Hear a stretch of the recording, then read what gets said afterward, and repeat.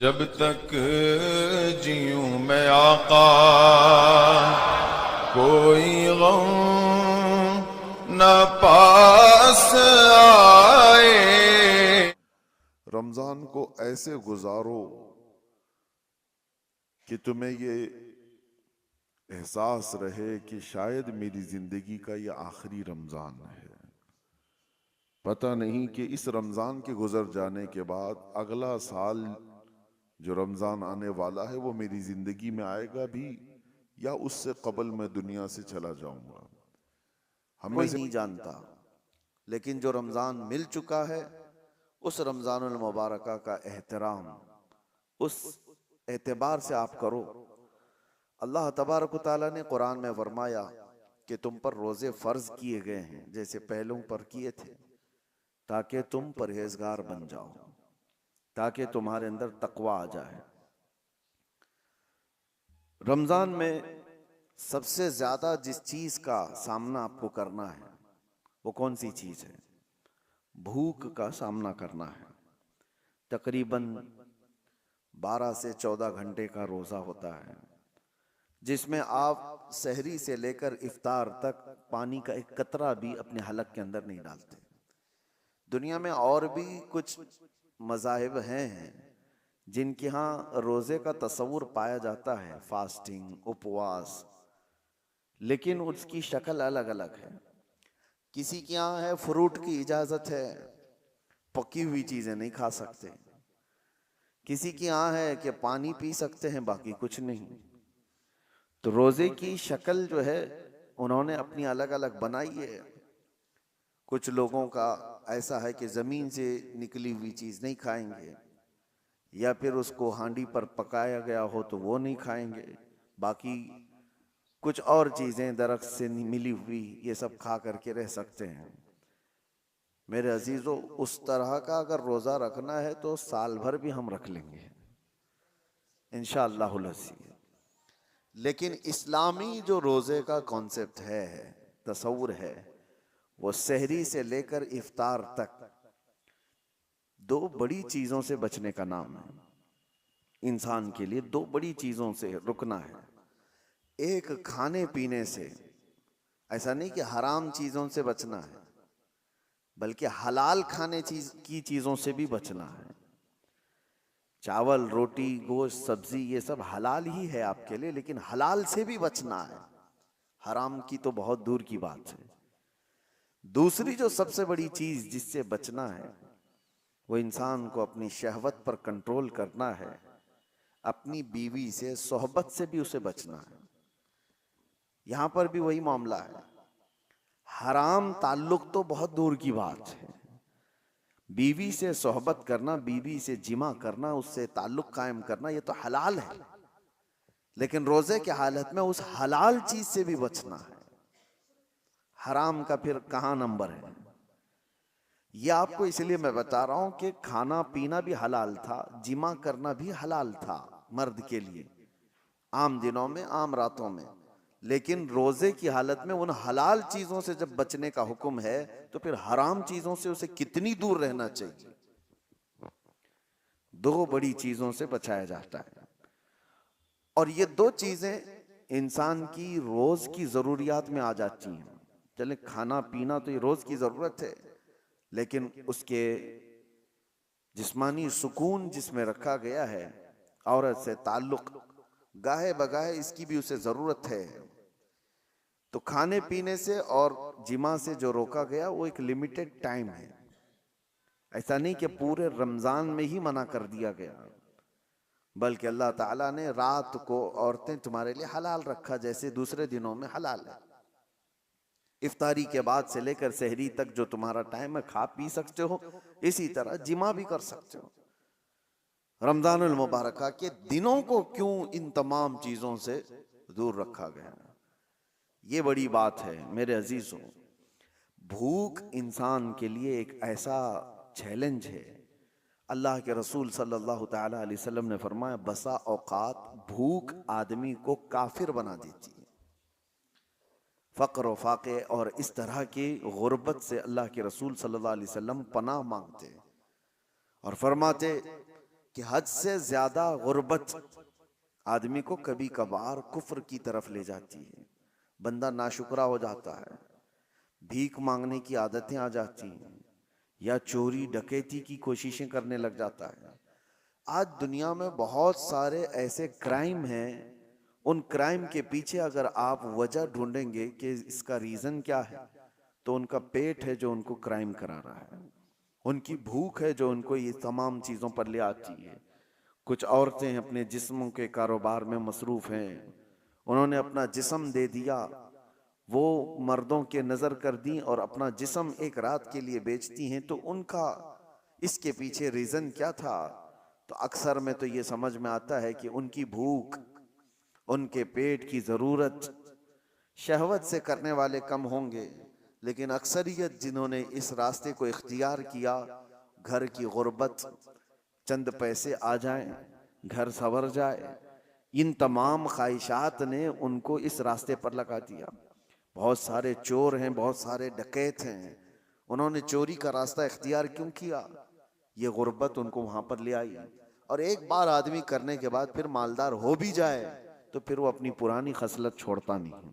मिसाल के तौर पर कुछ गुंडे, कुछ डाकू जो डकैत हैं और डाका जनी करते हैं, ऐसा नहीं कि वो गरीब ही रहते हैं, बहुत मालदार हो गए, वो डॉन कहलाने लग गए, करोड़ों की उनके पास जायदादें आ गई, लेकिन वो काम छोड़ते नहीं। वजह यह है कि भूख ने उनको शुरुआत करा दी थी, अब वो भूख उनकी मौत तक मिटती नहीं। भूख की वजह से वो आया था, पेट की भूख, उसको मिटाने के लिए छोटी मोटी चोरियां किया, लेकिन जिस रास्ते को उसने इख्तियार किया कि भूख को खत्म करूं, वो रास्ता ऐसा है कि मौत तक उसकी भूख का वो इलाज नहीं दे सकता। चाहे उसके पास अरबों की जायदाद आ जाए, भूख मिटती नहीं। यही तवाइफ के साथ भी है। वो चंद दिन करके ऐसा नहीं होता कि वो छोड़ दे, उसका बुढ़ापा आ जाए, जिस्म लटक जाए, मगर वो उस कारोबार में जमी रही। वजह यह है कि इस रास्ते पर उसको लाया कौन था? उसकी भूख, उसकी लालच। शुरू में ये सोच करके आई कि चंद दिन मालदारों को राजी कर दें तो मेरा घर संवर जाएगा, मुझे भी कुछ पैसे मिल जाएंगे। तो इस रास्ते को इख्तियार किया तो फिर ये रास्ता उसे मौत तक छोड़ता नहीं, उसकी भूख मिटती नहीं। कल देखा जाएगा, अगली बार देखा जाएगा, ये करते करते उसकी मौत आ जाती है। इसलिए मेरे अजीजों, जिन्होंने भूख पर कंट्रोल नहीं रखा, उनको बहुत खतरनाक रास्तों पर जाते हुए लोगों ने देखा है।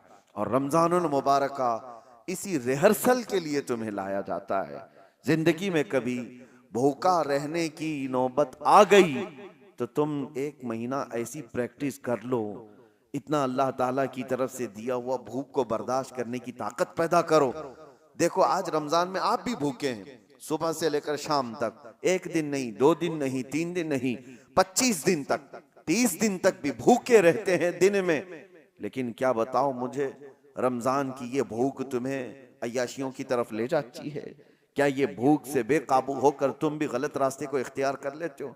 हत्ता के इस रमजान में हम पहले जो छोटे मोटे गुनाह करते थे उससे भी दूर हो जाते हैं, बच जाते हैं। वजह यह है कि ये भूख अल्लाह की तरफ से दी गई है और तुम्हें सही करने के लिए, यही कुरान की आयत कहती है लअल्लकुम तत्तकून, इसलिए तुमको रोजा रखवाया जा रहा है ताकि तुम परहेजगार बन जाओ, ताकि तुम मुत्तकी बन जाओ। और आज दुनिया के पास ये इलाज नहीं है। और एक बात मैं आपको बता दूं, एक बहुत बड़ी बात तारीख की है। बड़े दानिश्वरों ने कहा, किसी भी इंसान को भूखा देखकर हमें एहसास क्या होता है? उसकी भूख को मिटा दिया जाए, उसकी भूख को खत्म किया जाए, सवाब भी है। अब मिसाल के तौर पर किसी के यहाँ खाना पीना ही नहीं है, आपके अंदर एहसास जागता है उसकी मदद करनी चाहिए। ठीक है, आपने मदद किया, कुछ मालदारों ने मदद किया, लेकिन ये भूखों को खिला करके कब तक आप इसका इलाज करेंगे? उनकी भूख खत्म कब होगी? दुनिया से भूख और भीख दोनों बंद ही नहीं होती। हम उनके इलाज के लिए पैसा भी दे रहे हैं, उनकी मदद भी कर रहे हैं, उनको स्टेबल करने की कोशिश कर रहे हैं, लेकिन वो भूख खत्म क्यों नहीं होती? और कब तक हम ये करते जाएंगे? भूखों को खिलाना बहुत बड़ा सवाब है, लेकिन ये भूख का इलाज मुमकिन कब होगा? मेरे अजीजों, आप देते रहेंगे उसको दोबारा भूख लगती रहेगी। दोपहर का खाना आपने खिला दिया, इंसान की तबीयत ऐसी है कि दोपहर में आप उसको मछली, गोश्त, हर चीज बुनी हुई सब कुछ दे दें, पेट फुल हो जाए, भर जाए, ये ज्यादा देर तक नहीं, रात को वापस उसे भूख लगेगी। उसकी बॉडी फिर तलब करती है। चलो आज दिन भर का आपने खिला दिया, कल का क्या होगा? कल फिर उसे भूख लगेगी। तो इंसान को रोज भूख लगती है, हर वक्त पे भूख लग रही है। तो उस भूख को हर वक्त पे आप मुकम्मल करते जाओ, करते जाओ, कब तक करोगे? यही रमजान का फलसफा मैं आपको बताना चाहता हूं। सिर्फ भूखों को खिला करके उनके पेट का इलाज कर देना, चलिए यह हमको हुक्म दिया गया, हम कर रहे हैं, लेकिन अल्लाह ने कुरान जो उतारा है वो सिर्फ मुसलमानों के लिए नहीं, पूरी कायनात के लिए। सारे इंसान अगर इस आयत पर अमल करें, अल्लाह ने फरमाया हमने तुम पर रमजान के रोजे फर्ज किए इसलिए कि तुम परहेजगार बन जाओ। उन भूखों को अगर ये पता चल जाए कि हमें भूख का इलाज भीख मांग करके नहीं, खुद के कंट्रोलिंग से करना होगा, तो फिर देखें उनका हाथ दुनिया की तरफ नहीं आएगा। भूख बर्दाश्त करने की ताकत आ गई तो हमने तारीख में देखा है 60 साल 70 साल तक हमारे ऐसे बुजुर्गों को जिन्होंने सत्तू के जरिए से, सत्तू गेहूं का एक आटा, और उसको पानी में भिगोकर थोड़ा गुड़ डालकर इस पर गुजारा करते हुए 70 साल गुजार दिए। कभी कोई ग़िज़ा नहीं खाई। क्यों? भूख पर कंट्रोल था, भीख मांग करके नहीं। ये इस्लामी इलाज था। सारे इंसान भूखों को नहीं खिला सकते, तो क्या करें? अभी मिसाल के तौर पर मैं आपको उभारता जाऊं कि गरीबों का ख्याल करो, मिस्कीनों का ख्याल करो, करना भी चाहिए। भूखों का ख्याल करो, आपको दूसरों की भूख का एहसास हो, आप उठेंगे। लेकिन क्या दुनिया में मौजूद सारे भूखों का इलाज आप कर लेंगे? और कब तक करेंगे? नहीं कर पाएंगे। इस वजह से हुक्म यह है उन भूखों के लिए भी कि तुम भूख की वजह से गलत रास्ता इख्तियार ना कर लो, भीख मांगने ना लग जाओ। तुम भूख को कंट्रोल करने की आदत इस रोजे के जरिए से शुरू करो। रोजा तुम्हें सिखा देगा। हजरत सैयदना यहया रहमतुल्लाह ताला एक बड़े बुजुर्ग हैं, फरमाते हैं नफ्स को जितनी भी दुनिया की चीजें दी जाएं ये काबू में नहीं आ सकता, काबू में नहीं आ सकता। बड़ी सी बड़ी चीजें दे करके इसको शांत करने की कोशिश करो, नहीं आएगा काबू में। कहा कैसे आएगा? कहा सिर्फ और सिर्फ भूख के जरिए से तुम्हारे काबू में आएगा। भूखा रखो नफ्स को। एक जवान आए हुजूर की बारगाह में, कहा या रसूल अल्लाह सल्लल्लाहु अलैहि वसल्लम, शादी की उम्र हो गई लेकिन करने की ताकत नहीं, इस्तिताअत नहीं, जराया नहीं, असबाब नहीं है, क्या करूं? अल्लाह के नबी सल्लल्लाहु अलैहि वसल्लम ने फरमाया जब तक शादी ना हो जाए रोजा रखो। अपनी शहवत को कंट्रोल में रखने के लिए हुजूर ने क्या फरमाया? रोजा रखो। तुम रोजे के जरिए से अपने नफ्स को काबू में रख सकते हो। नौजवानों को आज भड़कता हुआ जो नफ्स है गुनाहों की तरफ उभारता है, जितना ये खाते जाएंगे उतनी शहवत बढ़ती चली जाती है। इसीलिए कहा गया रोजा एक ढाल है और रोजा एक ऐसी दवा है जो इंसान के नफ्स को जो भड़कता हुआ बेकाबू होता है उसको काबू में ले आता है। इसीलिए मैं आपको बताऊं, अल्लाह के नबी सल्लल्लाहु तआला अलैहि वसल्लम ने दो चीजों का हुक्म दिया। एक तो मिस्किनों और गरीबों को खिलाने पिलाने का हुक्म तो है ही इस्लाम में, खैरात करो, उनको दो। लेकिन दूसरा हुक्म सहाबा को भूखा रख करके उनको कंट्रोल करना सिखाया है। एक सहाबी हजरत अबू हुरैरा रदी अल्लाह ताला फरमाते हैं कि एक दिन मुझे शिद्दत की भूख लगी। मैं घर से निकला कि रसूल पाक सल्लल्लाहु ताला अलैहि वसल्लम के बारगाह में जाकर के अर्ज करूं कि आका खाने के लिए भूख बहुत ज्यादा लगी है। तो मैं जैसे ही बाहर आया तो हुजूर अपने हुजरे से निकल रहे थे। तवज्जो से सुने, हजरत अबू हुरैरा अर्ज करते हैं पेट दिखा करके, या रसूल अल्लाह सल्लल्लाहु अलैहि वसल्लम, अलजो, भूख भूख। नबी पाक सल्लल्लाहु ताला अलैहि वसल्लम ने मुस्कुराया और अपना जुब्बा उठाकर दिखाया, दो बड़े पत्थर हुजूर के पेट पे बंधे हुए थे। हजरत अबू हुरैरा कहते हैं कि अल्लाह के नबी सल्लल्लाहु अलैहि वसल्लम मुझसे ज्यादा भूख को बर्दाश्त कर रहे हैं। पत्थर बांधना एक अलामत थी कि भूख को कंट्रोल करने के लिए पेट पर पत्थर बांधे जाते थे। फिर भी नबी पाक सल्लल्लाहु अलैहि वसल्लम ने फरमाया, अबू हुरैरा चलो साथ चलते हैं। बाहर निकले तो जैसे ही बाहर निकले हजरत अबू बकर सिद्दीक बाहर घर से आ रहे थे। हुजूर सल्लल्लाहु अलैहि वसल्लम ने उनको देखा, पूछा, अबू बकर इस वक्त दोपहर के वक्त किस चीज ने तुम्हें बाहर निकाला? हजरत अबू बकर सिद्दीक कहते हैं, भूख ने मुझे घर से बाहर निकाला, मैं कुछ खाने की तलाश में बाहर निकला। हुजूर सल्लल्लाहु अलैहि वसल्लम उन्हें भी साथ ले लिए। थोड़ी दूर गए थे कि हजरत उमर भी नजर आए। हुजूर ने उनसे पूछा, उमर इस वक्त कहाँ जा रहे हो? कहा, या रसूल अल्लाह, भूख ने मुझे घर से बाहर निकाला। सबका एक ही मसला है। हजरत उमर भी आए। अब सुनिए, तीनों को रसूल पाक सल्लल्लाहु अलैहि वसल्लम लेकर एक सहाबी के घर गए। वो सहाबी हुजूर पाक सल्लल्लाहु अलैहि वसल्लम की आमद से इतने ज्यादा खुश थे, घर में जो था सब पेश कर दिया। यहां तक तो बात है आगे का वाकया, लेकिन इन तीनों सहाबा से पूछो, मैं इलाज भी आपको बता रहा हूं, कि आप दोपहर में भूखे थे, मदीने में कहां जाकर के क्या लाना चाहते थे? अबू हुरैरा, आप क्या लाना चाहते? पैसे आपके पास भी नहीं खरीदने की। अबू बकर सिद्दीक व उमर फारूक रदी अल्लाह ताला अन्हु, आप क्या खाने के लिए निकले थे घर से बाहर? तीनों का एक ही जवाब है, हम कुछ खरीदने के लिए या कुछ खाने के लिए नहीं निकले। जब भूख हमें शिद्दत से परेशान करती तो हम चेहरे रसूल को देखने जाते थे।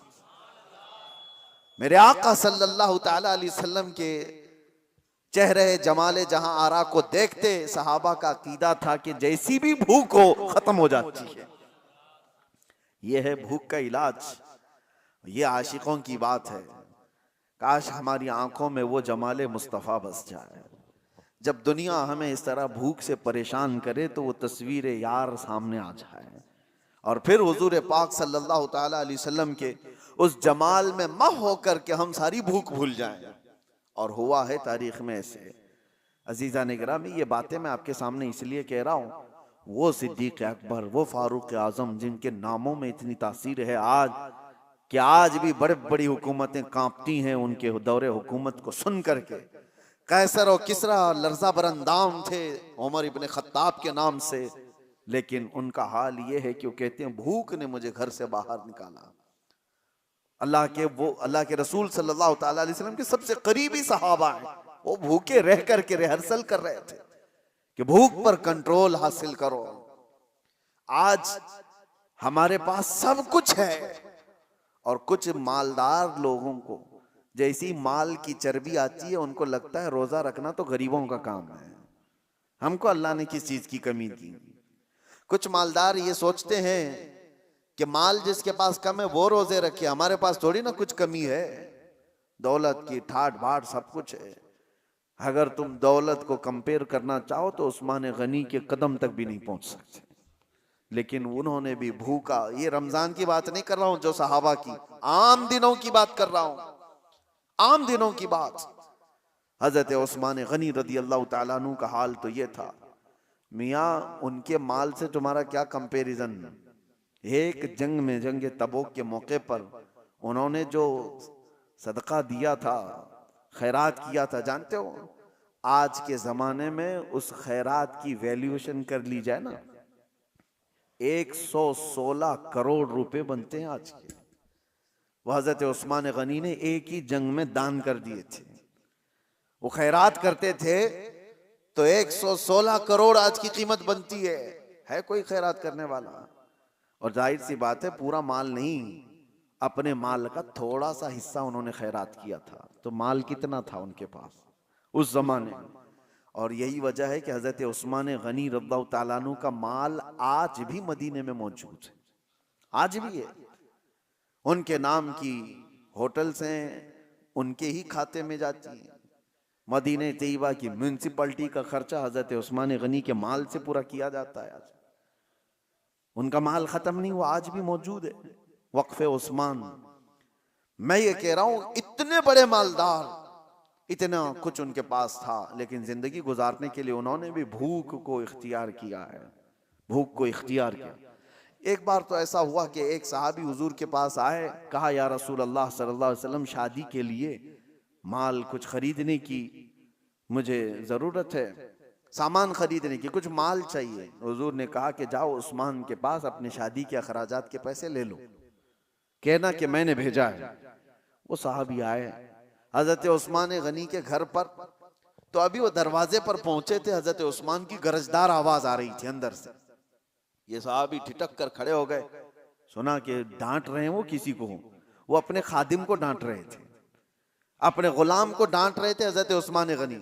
ये कान लगाकर बाहर से सुनते हैं कि किस बात पर डांट रहे हैं, तो देखा कि खादिम को, गुलाम को इस बात पर डांट रहे हैं कि चिराग में उसने बत्ती थोड़ी ज्यादा कर दी थी, तेल ज्यादा जल रहा था, बत्ती को थोड़ा सा लंबा कर दिया था तो तेल ज्यादा जल रहा था। उस्मान गनी इस बात पर खादिम को खूब डांट रहे हैं। तो ये सहाबी बाहर से सुनते हैं और वापस चले जाते हैं। जो अपने घर में चिराग के तेल जलने पर गुस्सा करता हो, मेरी शादी का खर्चा कहां से देगा। वापस चले गए। दूसरे दिन आए, वही वक्त था, आज फिर गरजदार आवाज आ रही थी अंदर से। इन्होंने सुना आज फिर किसी को डांट रहे हैं, आज फिर खादिम को डांट रहे थे। किस बात पर? इस बात पर कि दाल में नमक ज्यादा किया हुआ है, ज्यादा नहीं, टेस्टी बनाया हुआ है। नमक के बगैर तो टेस्ट आता नहीं, तो टेस्ट अच्छा कर दिया। तो हजरत उस्मान गनी उस पर उसको डांट रहे हैं कि नमक इतना इस्तेमाल कर लिया कि दाल लज्जत वाली हो गई है, ज्यादा खाई जा सकती है। तो ये साहबी जो बाहर खड़े थे, उन्होंने कहा ये तो दाल पर और चिराग पर गुस्सा करते हैं, ये मेरे शादी का खर्चा कहां से देंगे। वो वापस पलट रहे थे, हजरत उस्मान गनी ने उनको देख लिया, कहा कि कल भी तुम आए थे, आज भी तुम आए, क्या बात है, किस लिए आए। उन्होंने कहा बात दर हकीकत यह है कि अल्लाह के नबी सल्लल्लाहु अलैहि वसल्लम ने तुम्हारे पास मुझे भेजा, मेरे शादी के अखराजात आपसे मैं हासिल करूं, लेकिन आप 2 दिन से मैं देख रहा हूं गुस्से में हैं, खादिम को खूब डांटे जा रहे हैं, कभी चिराग पर कभी दाल पर। मैंने ये सोचा कि कहां मेरी शादी हो सकती है इनके माल से। हजरत उस्मान गनी ने कहा कसम खुदा की, तू क्या अल्लाह के नबी का हुक्म हो तो 70 शादियां मैं तन्हा कर दूं। लोगों के मदद के लिए मेरा माल खुला हुआ है, लेकिन जो तुमने देखा मेरे घर में वो मेरे अपने जरूरत के लिए चीजें थी। खादिम ने चिराग को, बत्ती को ज्यादा किया, तेल ज्यादा जलता गया, नमक इतना डाल दिया कि दाल ज्यादा खाई जा रही। इस बात पर मैंने गुस्सा इसलिए किया कि कल क़यामत के दिन रब्बे जुल जलाल अगर हिसाब ले ले, क्या उस्मान तुझे इतनी ही रोशनी की जरूरत थी, तूने इतना ज्यादा क्यों जलाया। अगर रब तबारक व तआला हिसाब ले ले कि तूने दाल जितने पर तेरा गुजर हो सकता था उससे ज्यादा खाया क्यों, इस लज्जत बढ़ गई तेरी, तो मैं क्या जवाब दूंगा। इसलिए तरबियत के लिए मैं अपने खादिम को डांट रहा था, ये नहीं कि दूसरे को देने के लिए कभी डांटा है। ये हजरत उस्मान गनी थे जिन्होंने मालदारी के औज पर पहुंच करके भी कंट्रोलिंग दिखाया दुनिया को। आज लोग ये समझते हैं बहुत माल आ जाए तो हमारा नहीं है काम रोजा रखना, तरावी पढ़ना, ये गरीबों का काम है। और अगर तुम्हारे दिमाग में ऐसा है तो ठीक ही है कि अल्लाह गरीबों को पसंद भी फरमाता है। अल्लाह ताला गरीबों के घर रमजान भेजा है, वो रोजा भी रखते हैं और तरावी भी पढ़ते हैं, और इस्लाम गरीबों से शुरू हुआ है और गरीबों में खत्म भी हो जाएगा। मेरे अजीजों, भूख के मुतालिक एक बात और अर्ज करता हूं, कहां सहाबा इकराम ने अपने घरों में किस तरह किया। हुजूर सल्लल्लाहु ताला अलैहि वसल्लम एक दिन घर से निकले, उस वक्त भी एक सहाबी हुजूर के साथ है। कहते हैं कि रसूल पाक सल्लल्लाहु ताला अलैहि वसल्लम हजरत फातिमा के घर गए। हजरत फातिमा उस वक्त घर में अकेली बच्चों के साथ, देखा कि आवाज नहीं निकल रही है बच्चों की। हजरत फातिमा रदी अल्लाह ताला अन्हा, नहीं मैं ये बात बाद में अर्ज करता हूँ। हुजूर पाक सल्लल्लाहु ताला अलैहि वसल्लम की एक दावत हुई हजरत अबू अय्यूब के घर। हुजूर पाक सल्लल्लाहु ताला अलैहि वसल्लम जैसे ही पहुंचे, उन्होंने एक बकरी का बच्चा ज़बह किया और आपकी दावत कर दी। सहाबा जो साथ में थे, 2 सहाबा, हुजूर सल्लल्लाहु ताला अलैहि वसल्लम खाने के लिए बैठे तो हजरत अबू हुरैरा कहते हैं खाने की खुशबू इतनी थी कि जल्दी से जल्दी लपकने का दिल कर रहा था, हाथ लगा दूं। जाहिर सी बात है, जो बंदा 3 दिन से भूखा है वो खाने के दस्तरखान पर हाथ रखना ही चाह रहे थे। रसूल पाक सल्लल्लाहु ताला अलैहि वसल्लम ने कहा घर वालों से कि एक कटोरी और हो तो दे दो। सालन दस्तरखान पर रखा है, एक खाली कटोरी मंगवाई और उसमें सालन आधा किया, और उसके बाद जो बात कहते हैं मेरे आका, अल्लाहु अकबर। एक सहाबी हजरत अबू हुरैरा वो कहते हैं कि हुजूर ने ये दिया और कहा जाओ फातिमा के घर देकर के आओ, पिछले 8 दिन से उनके यहाँ फाका चल रहा है। 8 दिन हो गए हैं उनके यहाँ फाका चल रहा है, उनके बच्चे और उनका। ये किस घराने की बात कर रहा हूं? क्या वो घराना मोहताज था? वो घराना कोई मोहताज घराना है? पूरी दुनिया जिनके नाम का सदका खा रही है आज। और अगर वो चाह लें, अल्लाह की बारगाह में ख्वाहिश भी करें, रोजाना जन्नत से जिब्राइल उनके लिए खाना ले आए। लेकिन वो घराना ऐसा था, भूख पर कंट्रोल करना सिखाया गया, भूख पर कंट्रोल करना सिखाया गया। यही तो बात है कि हसनैन करीमैन की शुजाअत को पूरी दुनिया मानती है कि इमाम हुसैन को करबला में 3 दिन भूखा और प्यासा रखकर झुकाने की कोशिश की गई थी। उनके बच्चों को, उनके खानदान को पानी बंद किया गया, खाना बंद किया गया। क्या झुका इमाम हुसैन का सर? पूरी दुनिया ने देखा। यजीद के सामने झुकना तो दूर की बात है, हाथ भी आगे बढ़ाने को तैयार नहीं हुए। वजह क्या थी? तुम आज भूख से हुसैन को आजमा रहे हो, इनकी मां तो बचपन में भूख की तरबियत दे चुकी थी। बचपन में इनको भूख की तरबियत दी गई है, भूखा रहने की आदत दी गई है। अरे रोजे इनके घर के हैं, यहां पर फाका इनके घर का है। यही तो बात है कि आज अपने बच्चों को अगर आप भूख को बर्दाश्त करने की तरबियत दे दो, इंशाअल्लाह मेरा ये कहना है कि कभी तुम्हारा बच्चा हराम रोजी की तरफ नहीं जाएगा। वो कभी ऐसा नहीं होगा कि अपने लज्जतों के लिए कुछ भी खा लेगा। हमारे घर में रोज खाना बनता है, ठीक है, कभी कभार ना बनाओ। मैं खुद मेरे वालिद गिरामी को देखता, किसी दिन पूरा का पूरा ऑफ, कुछ भी नहीं, वो मुरमुरे होते थे। हमारी माँ से कहा जाता बच्चों को आज यही खिलाओ। हर दिन लज्जत वाली चीजें खाने की जो बच्चों को आदत हो जाती है, माँ आज बिरयानी, माँ रात को सालन, माँ आज ये चाहिए, माँ वो चाहिए। बच्चों की ख्वाहिशात पर तो हम उतावले रहते हैं, बेटा क्या चाहिए अभी। और अब तो जमाना पिज्जे बर्गर का आ गया, इधर ख्वाहिश किया कि उधर घर में आ गई चीजें। तो बच्चों को इस कदर हम लज्जतों के साथ हावी कर चुके हैं उनके खानों की ख्वाहिशात को कि वो अब बच नहीं पाते। और एक दिन अगर उनको हल्की ग़िज़ाएं कहो कि कभी दाल चावल खा लो, कितने घरों से हमें ये बात आती है, उनकी माएँ या उनके घर वाले कहते हैं घर में किसी दिन सब्जी पकाई जाए तो ये बच्चे घर से ही भाग जाते हैं, कहते हैं आज खाना नहीं है। क्या बना है घर में? कुछ खाना थोड़ी है, बाहर जाएंगे चाइनीज खाना है। कोई दिन ऐसा आता है, कोई दिन ऐसा आता है कि रोज लज्जत वाली चीजें खा रहे हैं, आज दाल चख लेंगे। कोई दिन ऐसा आता है कि आज अपने नफ्स को मारने के लिए करेला चख लेंगे, जो ख्वाहिश होती ही नहीं जिसकी खाने की, चख लेंगे। मेरे अजीजों, ये भूख को अगर तुमने कंट्रोल नहीं किया तो ये ऐसा घोड़ा है जो कहीं रुकता नहीं। नफसानी ख्वाहिशात, इसको लगाम देना पड़ता है। हजरत सैयदना ईसा अलैहिस्सलाम नमाज में खड़े थे, कमजोरी थी, तो कहते हैं कि शैतान उनके पास आया और नफ्स के रास्ते से उनसे कहा आप बड़े कमजोर हैं, थोड़ा खा लेंगे तो इबादत में खड़े हो जाएंगे। आप नसीहत कर रहा है, इबादत आपकी अच्छी हो जाएगी, आप थोड़ा खा लेंगे, कुछ खाना पानी पेश कर दो। सैयदना ईसा अलैहिस्सलाम जलाल में और कहा यकीनन भूख तो लगी है, प्यास तो लगी है, लेकिन तुझ जैसा शैतान और ये कहे कि खा ले इबादत में ताकत आ जाएगी, ये समझ से बाहर है, समझ से बाहर है। हजरत ईसा अलैहिस्सलाम ने उसी वक्त कहा मैं मर जाऊंगा लेकिन तेरी पेशकश को कबूल नहीं करूंगा, तेरी तरफ से जो भूख मिटाने की बात की जा रही है। और उसी वक्त ईसा अलैहिस्सलाम ने यह फरमाया कि मुझे पता है कि शैतान अगर सबसे ज्यादा बिलकता है, तड़पता है तो इंसान की भूख से, कि ये भूखा रहेगा तो मेरा वार इस पर नहीं हो पाएगा। शैतान को इस बात का हमेशा डर है कि जो बंदा भूखा और प्यासा रह जाए और उसको बर्दाश्त हो जाए तो शैतान कहता है कि इस पर तो मेरा वार हो नहीं पाएगा, मुश्किल हो जाएगा, इसको खिलाओ, इसको पिलाओ। रोजा छोड़ने की जितने लोगों के दिलों के अंदर ये ख्वाहिशात आती हैं, वो नफ्स उनका रोजे से दूर करता है। वो शैतान का जासूस कहा गया है नफ्स को, जो छोड़ करके गया है। रमजान में शैतान तो नहीं, लेकिन शैतान का जासूस हमारे साथ है, वो नफ्स है। हमें किन किन चीजों की ख्वाहिशात है, ये नफ्स उसे खबर देता है शैतान को, और उसी रास्ते से वो हम पर हमला करता है। नफ्स तो हमारे सबके साथ है।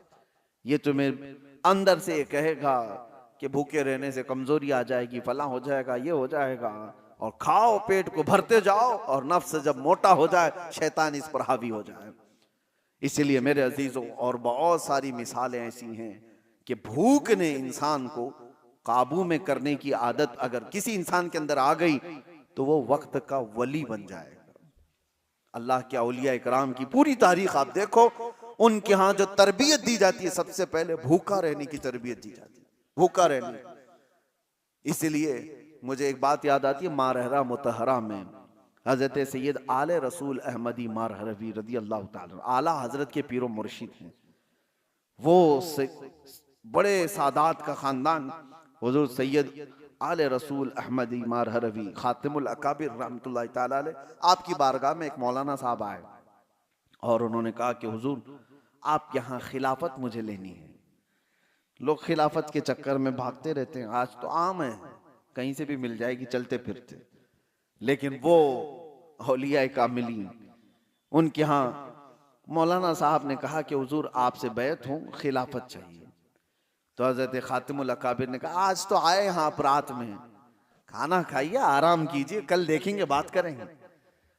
तो खादिम से कह करके उनको मछली मंगवाई, और रूहू मछली और या कोई और एक खास किस्म की मछली, भुनी हुई मछली इनको खूब खिलाने के लिए हुक्म दिया।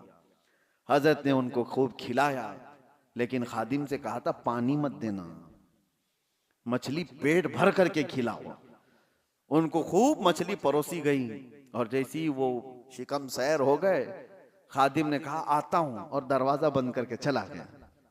पानी कुछ दिया ही नहीं, और मछली जब पेट में जाए तो शिद्दत की प्यास लगती आदमी। और वो खास किस्म की मछली थी जिसको भुना गया था अलग अंदाज से, वो अंदर जाकर के बेकरारी बेचैनी बढ़ गई। वो पुकारते रहे अंदर से पानी पानी पानी, कोई सुनने को तैयार नहीं। हजरत का हुक्म था पानी मत दो। सुबह तक वो बेचारे इधर से उधर तड़पते रहे, उनकी आंखें चौड़ी हो गई, सुबह हलक से जबान बाहर आने लग गई। कहा क्या मेहमान नवाजी है, सादात का घराना है, क्या मेरे साथ किया गया है। सुबह फजर में खादिम जैसी दरवाजा खोला, लपक के उसको पकड़ लिया, कहा कि अभी तुझे मार डालूंगा, फला कर दूंगा। जितना गुस्सा था सब निकाल दिया, उसके कपड़े पकड़ के फाड़ दिए। कहा रात को खाना खिलाया, पानी नहीं दे सकता था। उसने कहा मैंने कुछ नहीं किया, जिस पीरो मुर्शिद के पास आप खिलाफत लेने आए थे उनका हुक्म था। कहा चलो उनसे ही बात करता हूं। ताव में थे जो कल खिलाफत लेने आए थे, आ करके कहा कि ये कैसी मेहमान नवाजी है आपकी, क्या आपके यहाँ ऐसा किया जाता है, पानी नहीं दिया जाता है, फला फला फला, नॉन स्टॉप सब चीजें कह गए।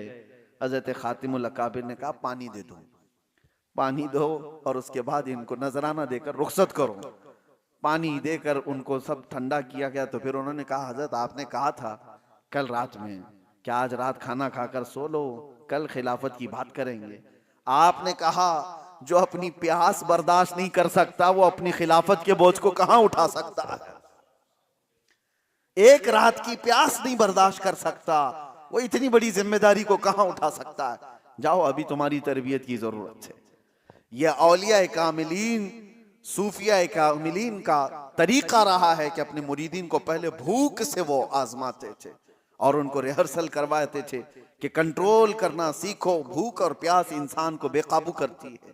यही तो बात है। आज भी आप इसका जलवा देख सकते हैं, जो मैंने बताया मौलाना साहब का जलाल, जो अपने उस घराने पर भी जलाल कर गए जिस पर खिलाफत की तवक्को लेकर आए थे। उसका आप उसकी एक झलक आप अपने यहां भी देख सकते हैं। शाम का वक्त देखो, असर के बाद सबका चेहरा और किस अंदाज से इनका पारा गर्म रहता है। इफ्तारी से पहले किसी मुसलमान को टच भी कर दे कोई, जंग हो जाती है। बाहर सड़कों पर तो अक्सर ये देखा गया है कि ये बेचारा सामान खरीदने जा रहा है, बाइक भगा रहा है, उसको ना इधर की दिख रही ना उधर की दिख रही है, खुद ही जाके किसी को ठोका और फिर उसके बाद लड़ाई भी खुद ही कर रहा है, सामने वाले को खुद ही नीचे करके मारने की कोशिश कर रहा है। वजह यह है कि ये वही जलाल है जो सुबह से शाम तक भूख और प्यास बर्दाश्त नहीं हो रही है। ये अल्लाह ताला की अता है जो तुम महफूज हो। अगर अल्लाह तबारक व तआला की रहमत ना हो तो हम घंटों भी बर्दाश्त नहीं कर पाएंगे। ये अल्लाह की अता है, उसकी रहमत साथ है। इफ्तारी के मौके पर आप देखो दस्तरखान पर खाना आपको थोड़ा सा ही है, लेकिन दस्तरखान पर इज्तिमाई तौर पर अगर आप बैठे रहो कभी मस्जिद वगैरह में, अरे केले का एक टुकड़ा भी तुम्हारे सामने वाला बाजू वाला उठा लिया तो गुस्सा आ जाता है। शरबत का गिलास आपके पास रखा था, किसी और ने सामने से उठा लिया, अरे मिलेगा बाद में भी, लेकिन उस वक्त बर्दाश्त नहीं होता। एक गिलास शरबत कोई ले लिया तो गुस्से में उसको देखने लग जाते हैं, भाई अपने सामने का देख, मेरा क्यों उठाता है। तो ये जो जलाल है ये वही है जो सुबह से शाम तक भूखे रहे। अल्लाह अकबर। मेरे आका सल्लल्लाहु तआला अलैहि वसल्लम के दरबार में बस ये आखिरी बात, एक बार इफ्तार का दस्तरखान सजा हुआ है। हुजूर पाक सल्लल्लाहु अलैहि वसल्लम हजरत आयशा से कहते हैं, आयशा हुजरे में थी, देखो बाहर कोई मुसाफिर तो बाकी नहीं रह गया, हमारे दस्तरखान पर आ जाए। हजरत आयशा कहती है, मैं हुजरे से खिड़की में झांक कर देखती हूँ तो जन्नतुल बकी कब्रिस्तान के पास एक दरख्त था, वहां कोई अपने घोड़े को बांधता हुआ एक आदमी नजर आया। हुजूर से वो अर्ज करती हैं कि आका एक मुसाफिर दिखता है कहीं दूर से आया हुआ। हुजूर ने अपने सहाबा को भेजा, जाओ जो आया है उसको ले आओ दस्तरखान पर। तो सहाबी गए और उनसे पूछते हैं कहां से आए हो। बड़ा लंबा सफर तय करके कोई आया हुआ था और उसने पूछा कहां का इरादा है। तो आने वाले मुसाफिर ने कहा, मैं मोहम्मद सल्लल्लाहु अलैहि वसल्लम को देखने आया हूं। कहा चलो वो तुम्हारे इंतजार में। उसे मालूम भी नहीं था। दस्तरखान पर सब बैठे, वो दस्तरखान पर आकर बैठ गए। एक ही दूध का प्याला था और 70 सहाबा बैठे हुए। एक दूध का प्याला। कभी तादाद सहाबा की जो असहाबे सुफ़ा हुजूर के साथ, नबी पाक सल्लल्लाहु तआला अलैहि वसल्लम दस्तरखान पर बैठे, सबसे पहले वो नए आए हुए अजनबी मुसाफिर को हुजूर ने प्याला पेश किया, उसने उठाया और पूरा ही पी गया। अब जाहिर सी बात है, रोजे का वक्त है, जलाल कैसा होना चाहिए कि हमारे लिए थोड़ी सी तो चीज छोड़ता, किसी एक की भी माथे पर कोई शिकन नहीं, बल्कि मेरे आका ने उसको पूरा शिकम सैर होकर पीते हुए देखा तो मुस्कुराया और कहा, अल्लाह तुझे सहराब कर। और जब वो कुरान अजीम की तिलावत को सुनते, रसूलुल्लाह जब कुरान उनके सामने पढ़ते तो वो ये कह उठते, बेसाख्ता उनकी जबानों पर आता, मा हाजा कलामुल बशर, ये किसी इंसान का कलाम हो ही नहीं सकता, ये अल्लाह का ही कलाम है। क्योंकि दीन इस्लाम जबर का कायल नहीं है। कुरान अजीम में वादे तौर पर फरमा दिया गया, ला इकरा फिद्दीन, दीन में कोई जबरदस्ती नहीं है। राह रोशन हो चुकी है, राहों को जुदा कर दिया गया, गलत राह बता दी गई है, सही राह भी तुम्हें बता दी गई है। अब ये तुम्हारी अपनी मर्जी है कि तुम सिरात मुस्तकीम पर गामज़न होना चाहते हो कि गलत रास्ते पर चलना चाहते हो। मुसलमानों को यह हुक्म दिया गया है कि दीन इस्लाम की तरफ रागिब करो, मगर जबरदस्ती के साथ नहीं, जोर जबरदस्ती के साथ नहीं। हालांकि ये जरूर है कि इस जमाने में ये बहुत ज्यादा प्रोपेगेंडा किया गया कि इस्लाम तलवार के जोर पर फैला है, और कहा गया कि बिलखुसूस हिंदुस्तान में जो इस्लाम बड़ी तेजी से फैला उसका सबब यह रहा कि सलातीन बादशाह आए और उन्होंने तलवार के जोर पर लोगों को, यहाँ के गैर मुस्लिमों को इस्लाम की तरफ लाया। हालांकि ये बात इतनी झूठी है कि मेरे ख्याल से शायद इससे बड़ी कोई बात हिंदुस्तान में और झूठी कही जा सकती हो। इसके बहुत सारे जवाब दिए गए हैं, मेरा मौजू चूंकि ये है नहीं, मैं सिर्फ एक ज़िम्नन ये तमीदन ये गुफ्तगू करते हुए गुजरना चाह रहा हूं और बताना चाह रहा हूं कि इस्लाम है क्या, इस्लाम की खूबी क्या है। तो इस्लाम कहता है कि जोर जबरदस्ती नहीं है। याद रखिए, तलवार के जोर पर जबान तब्दील की जा सकती है, दिलों को तब्दील नहीं किया जा सकता, और इस्लाम दिल की तब्दीली का नाम है। इस्लाम दिल में अकीदे के मानने का नाम है। आप जबान से अगरचे मुदाहनत से काम ले, मुनाफिकत से काम ले, ठीक है, आप जबान के जरिए किसी सामने वाले को तो धोखा दे सकते हैं, लेकिन रब तबारक व तआला दिल के ख्यालात से भी वाकिफ है। और कयामत के दिन जो कुछ मदार है वो अकीदे की बुनियाद पर है। दिल में आपके क्या अकीदा था, उसी की बुनियाद पर नजात का मदार है। जाहिरी फेल क्या था, उसकी बुनियाद पर आपका नजात का मदार नहीं रखा गया। क्योंकि दुनिया में इंसान मुदाहनत कर सकता है, दुनिया में मक्कारी कर सकता है, लेकिन आखिरत के दिन नामे आमाल खोले इसलिए जाएंगे कि सारी पोल पट्टी खुल जाएंगी कि दिल में क्या था और जाहिर में क्या था। इसी बुनियाद पर इस्लाम कहता है कि दिल को बदलना है हमें, जबानों को नहीं बदलना है। इसलिए इस्लाम में जोर जबरदस्ती नहीं, बल्कि क्या करना है तुम्हें हिकमत के साथ, मोहब्बत के साथ सिर्फ पैगाम पहुंचा देना। कुंतुम खैरा उम्मतिन उखरिजत लिन्नास तअमुरून बिल मारूफ व तनहौना अनिल मुनकर। ऐ लोगों, तुम बेहतरीन उम्मत बनाकर मबूस किए गए हो, बेहतरीन उम्मत बनाकर भेजे गए हो कि तुम्हारा काम यह है कि अच्छाई का हुक्म देते हो और बुराई से लोगों को रोकते हो। तुम्हें अच्छाई भी बता देना है और बुराई भी बता देना है। यही एक मुबल्लिग इस्लाम का मनसब होता है। और आज ही इसी मनसब की बुनियाद पर मैं इस्लाम की एक हकीकी तालीम आपके सामने पेश करना चाहता हूं, और इसमें कोई जोर जबरदस्ती नहीं। मेरा काम हकायक को आपके सामने रखना है, कबूल करना नहीं करना आपकी जिम्मेदारी। अगर आप उन हकायक को देखने के बाद और जानने के बाद कबूल करते हैं तो इसमें आपके लिए फलाह है, बहबूदी है, आपके ईमान का तहफ्फुज़ है, आपकी आखिरत संवरने वाली है। और ये सब जानने और देखने के बाद भी अगर माज़अल्लाह उस बात को और उस तालीमात को और चीज को आप कबूल ना करे तो इसमें फिर बताने वाले का कसूर नहीं है, बल्कि कसूर आपका होगा। खामियाजा आपको भुगतना है, नुकसान आपको उठाना है। याद रखिए, दीन इस्लाम का सबसे बुनियादी अकीदा है अकीदा तौहीद। तौहीद के बगैर इस्लाम की इब्तिदा नहीं होती। दो अकीदे इस्लाम की बुनियाद है। ये अकीदे अगर इस्लाम की बुनियाद ना हो तो फिर इस्लाम ही नहीं है। आमाल आपकी जिंदगी संवारते हैं, आपकी आखिरत में दर्जे को मुतय्यर करते हैं, लेकिन जन्नत में दुखूल का जो मदार है वो इन दो ही अकीदों की बुनियाद पर है। अगर ये अकीदा, दो अकीदा जो मैं बताने जा रहा हूं सही है तो आप जन्नत के हकदार हैं, अल्लाह रसूल के नजदीक मोमिन और मुसलमान है। और अगर इन दो अकीदों के अंदर आपके खामी है तो आप कितनी ही नमाजें पढ़ ले, कितनी ही ज़कातें अदा कर ले, कितने ही हज कर ले, आप अपने गुमान में, अपने साम में मुसलमान तो हो सकते हैं, लेकिन अल्लाह रसूल की निगाहों में, अल्लाह रसूल के नजरिए के एतबार से आप मोमिन नहीं हो सकते। उसमें पहला अकीदा है अकीदा तौहीद। क्या है अकीदा तौहीद? एक अल्लाह को जानना। दुनिया के दिगर मज़ाहिब से इस्लाम नुमाया और अलहदा इसीलिए है कि दुनिया के तमाम मज़ाहिब से एक अलहदा इसका नजरिया है, और जो हकीकी नजरिया है कि कायनात का बनाने वाला, कायनात का निजाम चलाने वाला एक खुदा है, 2, 3, 4, 5 नहीं है, एक से जायद नहीं है।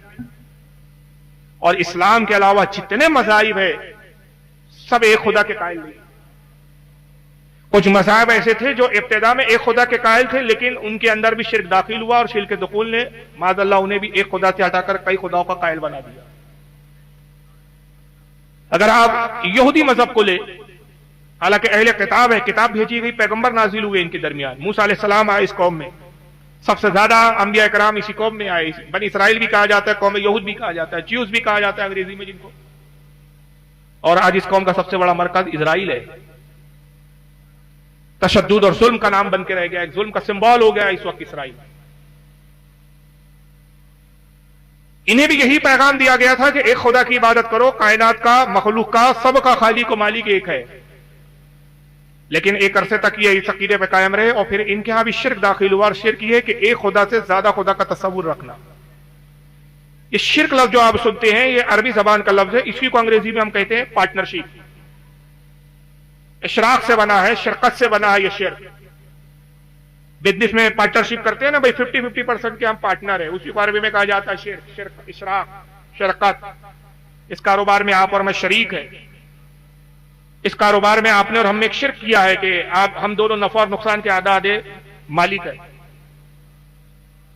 लेकिन खालिक और मालिक के बारे में अकीदा यह है कि उसका कोई पार्टनर नहीं हो सकता, कोई उसका शरीक नहीं हो सकता, क्योंकि ये बुनियादी अकीदा है कि वो हमेशा से एक था, एक है और एक ही रहेगा। उसकी ना कोई औलाद है, ना उसकी कोई बीवी है, ना उसने किसी को जना, ना वो किसी से जना गया। लम यलिद वलम यूलद। लेकिन यहूदियों ने एक जमाने तक तो यह माना कि अल्लाह एक है, लेकिन उसके बाद क्या उन्होंने अकीदे बनाए कि खुदा दो है। दो खुदाओं के कायल हुए और कहा कि एक खालिक खैर है और एक खालिक शर है। यह मजूसियों का अकीदा था, माफ कीजिएगा, मजूसी में बाद में आता हूं, पहले यहूदियों से हम शुरू कर रहे हैं। इन्होंने कहा कि दो खुदा, एक उज़ैर अलैहिस्सलाम जिनको हम पैगंबर मानते हैं, कुरान में इनका जिक्र है, अल्लाह ताला ने अपनी कुदरत के इज़हार के लिए 100 साल इन पर नींद तारी फरमा दी थी। 100 साल तक सोते रहे, उम्र ठहर गई थी, रुक गई थी, और जब 100 साल के बाद बेदार हुए तो जहां उम्र ठहरी थी वहीं से उनकी उम्र की इब्तिदा हुई। लेकिन कौम यहूद ने कहा कि उज़ैर भी खुदा के बेटे हैं और खुदा की जात और सिफात में शरीक है। उन्होंने दो खुदा की कायल होने का अकीदा बना लिया और तौहीद का दामन उन्होंने छोड़ दिया और गुमराह हो गए। उसी कौम में फिर हजरत दाऊद अलैहिस्सलाम आए। इनके मानने वाले मजूसी कहलाते हैं, जिनको आज पारसी भी कहा जाता है। पारसियों ने भी दो खुदाओं का अकीदा रखा और कहा कि खुदा एक नहीं है बल्कि दो है, एक खालिक खैर है और एक खालिक शर है।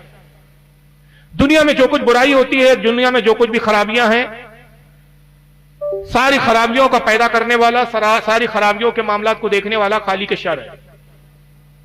और दुनिया में जो अच्छे लोग हैं, जो अच्छे इंसान पैदा होते हैं, अच्छाइयां करते हैं, अच्छाई कराने वाला, अच्छे लोगों को पैदा करने वाला, अच्छे लोगों को मौत देने वाला, यह खालिक खैर है। दो खुदाओं के कायल हो गए। और उसके बाद ईसाई आए। फिर ईसाई भी तीन खुदाओं के कायल हुए और उन्होंने उस अकीदे को कहा फैक्ट ऑफ ट्रिनिटी, जिसको अरबी में और उर्दू में कहा जाता है। यह लफ्ज उर्दू में भी मुस्तअमल है, हालांकि अरबी से आया है। तसलीस का अकीदा, अकीदा तसलीस, ट्रिनिटी के कायल हुए। ट्रिनिटी मतलब तीन खुदाओं की कबूलियत। उसमें उन्होंने कहा एक तो वो खालिक है जिसने सबको पैदा किया, जमीन और आसमान बनाए।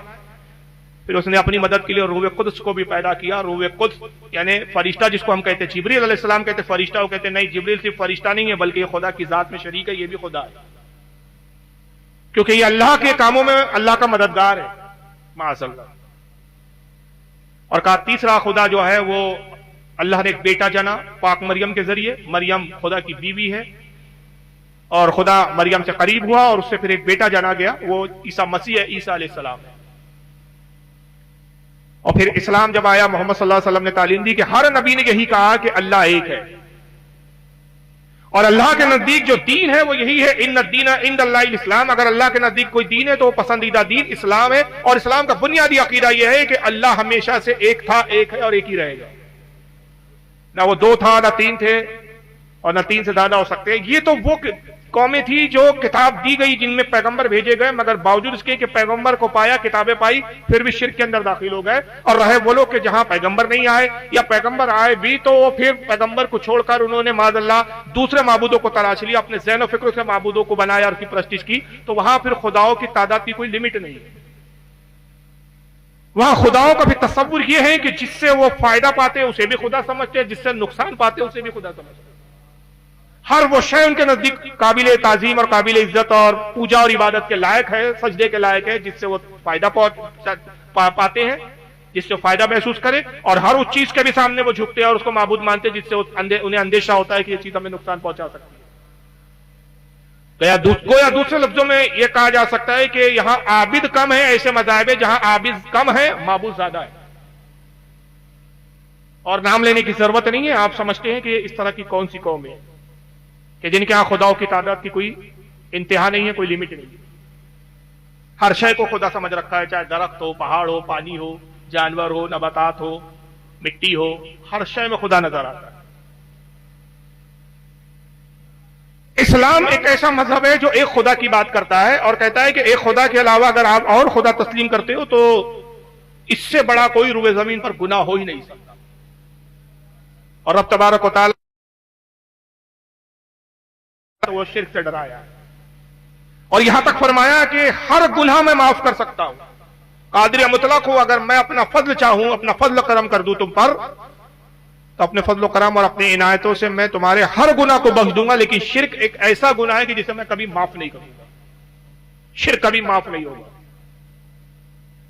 और इस पर किसी का भी इस्लाम में इख्तलाफ नहीं है। मगर अफसोस की बात यह है कि ज़बानी तौर पर हर मुसलमान ये कहता जरूर है कि खुदा एक ही है, मगर अकीदत और मोहब्बत में बाज़ औक़ात इतना मुबालगा कर जाता है, इतना आगे बढ़ जाता है कि फिर एक खुदाओं से ज्यादा खुदाओं का तस्वुर वो रखने लगता है। खुदा की जात और सिफात में ऐसी बातें दाखिल कर देता है कि जो उसको शिर्क की तरफ ले जाती है और खुले शिर्क की तरफ ले जाती है। और इस ताल्लुक से अल्लाह के नबी ने पेशनगोई की थी, बता दिया था कि पिछली कौमें भी गुमराह हुई, मेरी उम्मत में भी गुमराहियत होंगी। ऐसा नहीं है कि मैंने जो पैगाम तौहीद तुम्हें पहुंचा दिया तो अब मेरी कौम हमेशा इसी पर कायम रहेंगी और कभी ये जहन्नम की तरफ नहीं जाएंगी और कुफ्र की तरफ नहीं जाएंगी। मेरी कौम में भी मखसूस कुछ तबके ऐसे होंगे। हाँ, ये होगा कि इज्तिमाई तौर पर बड़ा तबका कभी शिर्क नहीं करेगा, मगर चंद छोटे छोटे ऐसे ग्रोह पैदा होते रहेंगे तो उनमें भी शिर्क होगा, उनमें भी कुफ्र होगा। और इस तरह के जो ग्रोह पैदा होंगे वो कितने होंगे? तो सही हदीस में आता है, आका सल्लल्लाहु तआला अलैहि वसल्लम फरमाते हैं कि इन्न बनी इसराइल तफर्रकत अला सिंतैन व सबईन मिल्ला। फरमाया कि लोगों, कौम बनी इसराइल में मूसा और ईसा की कौम में 72 फिरके हुए, ये 72 ऐसे तबके हुए कि जो गुमराह हो गए। व तफ्तरिकु उम्मती अला सलासीन व सबईन मिल्ला, और मेरी उम्मत में भी गुमराहियत फैलेगी, मेरी उम्मत भी गुमराह होंगी, तो मेरी उम्मत 73 फिरकों में बटेगी, उनसे एक कदम आगे जाएंगी। कुल्लुम फिन्नार, सबके सब जहन्नम में जाएगी। इल्ला मिल्लतन वाहिदा, सिर्फ एक जमात होगी जो जन्नत में जाने वाली होगी। कालू मन हिया या रसूलुल्लाह सल्लल्लाहु तआला अलैहि वसल्लम, साहबा ने अर्ज किया, अल्लाह के नबी, अल्लाह के रसूल, जन्नती जमात की निशानी क्या होगी, पहचान क्या होगी? हमें उन 72 से क्या गरज की जो जहन्नम की तरफ जाने वाले हैं, जो नाकाम हैं, जो कभी कामयाब नहीं होने वाले, उन नाकामों से हमें कोई लेना देना नहीं। आप कामयाब जमात की निशानदेही कीजिए, आप जन्नत में जाने वाली जमात के बारे में हमें बताइए, उसकी पहचान क्या है, निशानी क्या है। काला माना अलैहि वअस्हाबी, फरमाया सुनो, जन्नत में जाने वाली जमात की निशानी और पहचान ये होंगी जो मेरे और मेरे सहाबा के अकीदे पर होंगी। इस हदीस पर अगर आप गौर करें, इसको 344 मेरी तहकीक में बता रहा हूं, इससे ज्यादा कोई और तहकीक करे तो इसमें और इजाफा हो सकता है, लेकिन मेरे पास वो हवाले मौजूद है, मैंने इस पर तहकीक की। एक खतीब और एक मौलवी साहब ने, बंबई के एक खतीब है, मैं नाम लेना नहीं चाहता, उन्होंने इस हदीस का इनकार करते हुए कहा था कि यह हदीस सही नहीं है। तो उनके जवाब के लिए जब मैंने तहकीक शुरू की तो मेरे अपने साथी कुतुबखाने में जो हदीस की किताब है, अल्हम्दुलिल्लाह, मैंने जब उनमें ये हदीसों को ढूंढना चालू किया तो मैंने अपनी जाती तहकीक पर 344 हदीस की सही किताबों में हदीस को पाया, और 18 अजिल्ला सहाबा इकराम इसके रावी है। और ये जो अल्फाज हदीस मैंने अरबी में पढ़े थे, ये तिरमिजी का बता, हत्ता के ये तो हदीस की 344 किताबें, और अगर तसव्वुफ की किताबों को शामिल कर लिया जाए, तारीख की किताबों को शामिल कर लिया जाए, और दीगर फनून पर जो किताबें लिखी गई उनमें भी ये हदीसें आई, अगर उसको शामिल किया जाए तो तादाद 300 नहीं, हजारों तक पहुंच जाएगी। इस हदीस से चंद बातें तो हमें पता चली कि ये जो एक जहन हमारी कौम में है कि किसी को गलत नहीं कहना चाहिए, ये जहन और ये ख्याल सबसे पहले गलत है।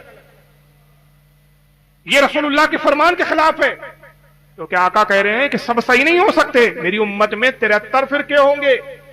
अगर सब सही है तो फिर 73 फिरके क्यों है? सरकार ने इनको फिरका क्यों कहा फिर? और फिर अगर आप कहते हैं कि नहीं ये 73 फिरके उस माना में नहीं है कि भाई ये जहन्नमी है, नजरियात में इख्तलाफ हो सकता है, ख्यालात में इख्तलाफ हो सकता है। एक फिरका वो हो सकता है जो कहे कि भाई फातिहा देना चाहिए, दूसरा कहता है कि नहीं फातिहा देने की कोई जरूरत नहीं है, बिदअत है। कोई कहता है कब्रों पे जाना चाहिए, कोई दूसरा कहता है नहीं कब्रों पे जाना जायज नहीं है, कोई कहता है कि या रसूलुल्लाह कहना चाहिए, कोई कहता है या रसूलुल्लाह कहना जायज नहीं है। ये तो भाई नजरियात के इख्तलाफ है। माफ कीजिएगा, नजरियात के इख्तलाफ नहीं है, ये अकीदे का इख्तलाफ है, क्योंकि आका ने कहा अकीदा खराब है, इसी बुनियाद पर ये 72 कहां जाएंगे? जहन्नम में जाएंगे। जहन्नम में जाने का सबब बदअकीदगी है, बदअमाली नहीं है। अगर अमाल में खराबी भी हो, अल्लाह ना करे किसी के, तो उसके लिए शफात है। आका कहते हैं शफात उम्मती लिअहलिल कबाइर, मेरी शफात मेरी उम्मत के बड़े गुनाहगारों के लिए, मैं अपनी उम्मत के गुनाहगारों की शफात कर लूंगा। मगर कोई माई कलाल में जिम्मेदारी से इस मसनद से ऐलान करके कहता हो, कोई माई कलाल ये नहीं साबित कर सकता कि आका ने कहीं ये फरमाया हो, कोई ज़ईफ से ज़ईफ हदीस, मौजू भी हदीस हो तो नहीं दिखा सकता कि आका ने कहा कि लोगों मैं बदअकीदों की भी शफात करूंगा। किसी हदीस में आपको नहीं मिलेगा। याद रखिए, बदअकीदगी काबिल माफी नहीं है, बदअमली काबिल माफी है। उसकी मिसाल यह है कि अगर कोई चोरी करे तो मुमकिन है कि जज मामूली सजा में उसका छुटकारा दिला दे, मुमकिन है कि पहली बार चोरी किया तो जज डांट डपट करके छोड़ दे कि जल मजबूर था तो तूने मजबूरी में चोरी किया। चोरी जुर्म है, ये बदअमली है। डाका डालना ये बदअमली है, किसी को मार देना बदअमली है। मगर वतन से जो गद्दारी करे, गद्दार की एक ही सजा होती है और वो सजा होती है सजाए मौत। गद्दार को माफी नहीं दी जाती। दुनिया का कोई मुल्क अपने गद्दार को बख्शता नहीं है। बदअकीदगी दीन से गद्दारी है, बदअकीदगी अल्लाह के रसूल से गद्दारी है, बदअकीदगी अल्लाह से गद्दारी है। और जो अल्लाह रसूल का गद्दार हो जाए उसकी माफी नहीं हो सकती, उसकी शफाअत नहीं हो सकती। ये तसल्ली देने वाली बातें हैं, ये दिल को बहलाने वाली बातें हैं कि दिल को बहलाने को गालिब ख्याल अच्छा है कि कोई गलत नहीं है, सब ठीक है। और अगर सब ठीक है, अब आइए मैं इब्तिदा करता हूं। स्क्रीन लगे हैं भाई, चालू है। अब आपको स्क्रीन की तरफ तवज्जो करना है कि हुजूर ने कहा मेरी उम्मत में 73 फिरके होंगे, तो जो सबसे पहला फिरका निकला मुसलमानों में, जो सबसे पहला फिरका बना था वो था अहले तशय्यो का फिरका। मैंने बहुत मुअद्दब अंदाज में जुमला कहा, लेकिन हमारी कौम की लाइल्मी का यह आलम है कि ज्यादा मुअज्जब अंदाज में गुफ्तगू करो तो कौम समझती ही नहीं है। फिर खुलकर बोलो तो उन लोगों को शिकायत होती है कि बरेली के मौलाना बड़े जारहाना अंदाज में तकरीर करते हैं। अब हमारी परेशानी यह है कि अदब के दामन को थामे हुए तकरीर करें तो कौम के सर पे से जाएं, खुलकर बोलें तो गिला है कि भाई अल्फाज कैसे इस्तेमाल करते हैं ये लोग। अब अहले तशय्यो पता नहीं कितनों के समझ में आया, कुछ मजमे में किसी के समझ में आया तो जरा हाथ उठाए कि अहले तशय्यो कहते किसको है। अब जिन्होंने मेरी तकरीर सुनी होंगी तो बता देंगे, क्योंकि ये मेरी ही तकरीर में लफ्ज़ ज्यादा इस्तेमाल होता है। किसे कहते हैं भाई? शिया को कहते हैं। अब शिया फिरका, अब तो ये आसान हो गया ना, इससे ज्यादा तो आसान नहीं है। शिया वो जो मातम करने वाले, काले कपड़े पहनने वाला तबका है। हमारा इनसे क्या इख्तलाफ है इस वक्त? क्या मातम का इख्तलाफ है? मातम को आप ज्यादा से ज्यादा खींचतान के कहेंगे तो यही कह सकते हैं कि मातम करना हराम है। क्या ताजिए को लेकर इख्तलाफ है? अब ताजिए पर भी बहुत खींचतान करेंगे तो जायज और नाजायज का ही उसमें ज्यादा से ज्यादा बहस की जा सकती है, उससे ज्यादा नहीं। और उसमें भी फिर गुंजाइश है। अगर आला हज़रत फाजिल बरेलवी, जिनको हम इस सदी का अपना इमाम समझते हैं और सबसे बड़ा आलिम जानते हैं, अगर उनसे पूछे तो वो फरमाते हैं कि अगर हू बहू ताजिया इमाम आली मकाम इमाम हुसैन के रोजे के मुताबिक हो, उसी तरह का बना हो और उसको फिराया ना जाए, घुमाया ना जाए, उसके इर्द गिर्द हुजूम भीड़ ना लगाई जाए, औरतों का हुजूम ना हो, उसको तोड़ ताड़ के दफन ना किया जाए, माल की बर्बादी ना की जाए, ढोल और ताशेस के साथ ना बजाया जाए, घर में रखा जाए और नीयत ये हो कि इसे देखकर इमाम अली मकाम इमाम हुसैन की याद हमें आ जाती है, तो ऐसा ताजिया बनाने और रखने में कोई हर्ज नहीं है। मगर वो ताजिया हराम तब हो जाता है, गुनाह तब होता है कि जब उस ताजिए को आप अपने अंदाज में अलग अलग बनाते, हू बहू बनाए तो उसकी मिसाल सिर्फ ऐसी है, उसका हुक्म उसी जिम्रे में आ जाता है जैसे आप किसी बुजुर्ग के रोजे की, खाने काबा की, गुम्बत खजरा की तस्वीरों को अपने घर में रखते हैं। टुकड़ों को आप लगाते हो टुकड़े के हुक्म में, गोया के जो चीज तस्वीर में थी उसी को आपने एक मॉडल की शक्ल में सामने बना दिया। मगर वो ताजिया कि जिससे इमाम हुसैन के रोजे का कोई लेना देना नहीं, ये लंबे लंबे बन रहे हैं, अजीब अजीब शक्लें बन रही हैं। अब उसमें तो माज़अल्लाह मूर्तियां भी बनाने लग गए लोग, बुराक की मूर्ति बन रही है। ये आपके भदोई से गालिबन करीब का इलाका है, पता नहीं मुझे याद नहीं है, इस्लामपुर कोई इलाका है आपके करीब नहीं है शायद। मैं आया था यहाँ पर एक मरतबा मुहर्रम के मौके पे, मौलाना अब्दुल सलाम साहब करके थे, उन्होंने मुझे बुलाया था। इलाके का नाम भी इस्लामपुर और बुलाने वाले भी मौलाना सलाम, इस्लाम सलाम जी। हाँ मुझे याद नहीं है अच्छे से, मौलाना सलाम तो खैर याद है क्योंकि उनसे रब्ता है, फोन पे बात होते रहती है। उन्होंने अपने इलाके के जब वो ताजिए दिखाए, वीडियोस दिखाए, कुछ तो मैं हैरान हो गया साहब। मैं ये बात बता रहा हूँ, आज से 10 साल पुरानी। माज़अल्लाह एक औरत की शक्ल की मूर्ति बनी हुई है ताजिए के साथ, कहा जा रहा है कि ज़ैनब है। किसी ताजिए के साथ वो हाथ कटी हुई एक मूर्ति बनी है। भाई हाथ कटी हुई मूर्ति क्या है मौलाना साहब? भाई ये कहते हैं यहाँ के लोग की अब्बास है, अलमबरदार है, जिनके बाजू कट गए हैं करबला में। बहरहाल मैं मौजूद से हट गया, बहुत दूर जा रहा हूं, वापस आता हूं, मैं बहुत ज्यादा निकल जाता हूं गुफ्तगू करते करते। तो ताजिया हो, मातम हो, काले कपड़े पहनना हो, उनके नमाज के कुछ तरीके में फर्क है, उनमें तो गुंजाइश है कि ये इख्तलाफ हमारे नजदीक कुफ्र ईमान का इख्तलाफ नहीं है। वो कहते हैं कि हम इमाम जाफर सादिक की फिक्र को लेते हैं, उनकी फिक्र के मुताबिक ऐसी ही नमाज है कि हम ठिकरी पे पढ़ते हैं, हाथ खोल के पढ़ते हैं, हाथ बांधते नहीं। हम कहते हैं इसमें गुंजाइश हो सकती है, ज्यादा से ज्यादा इस पे जायज नाजायज का हुक्म लगाया जा सकता है। लेकिन शियाओं से जो हमारा बुनियादी इख्तलाफ है, हमारी कौम जानती नहीं है कि हमारा इनसे सबसे बुनियादी इख्तलाफ क्या है।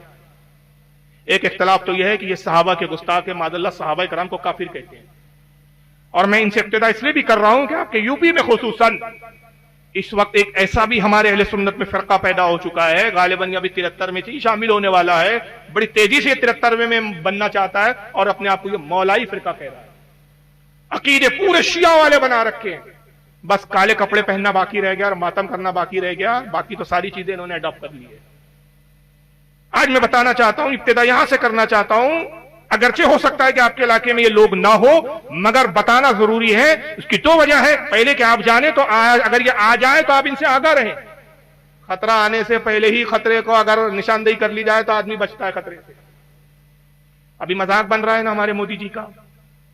भाई मैं नहीं उड़ा रहा हूं मजाक, जो मीडिया पे चल रहा है, हम तो मीडिया की बात कर रहे हैं। हमें क्या गरज है कि हम किसी पे तनकीद करें?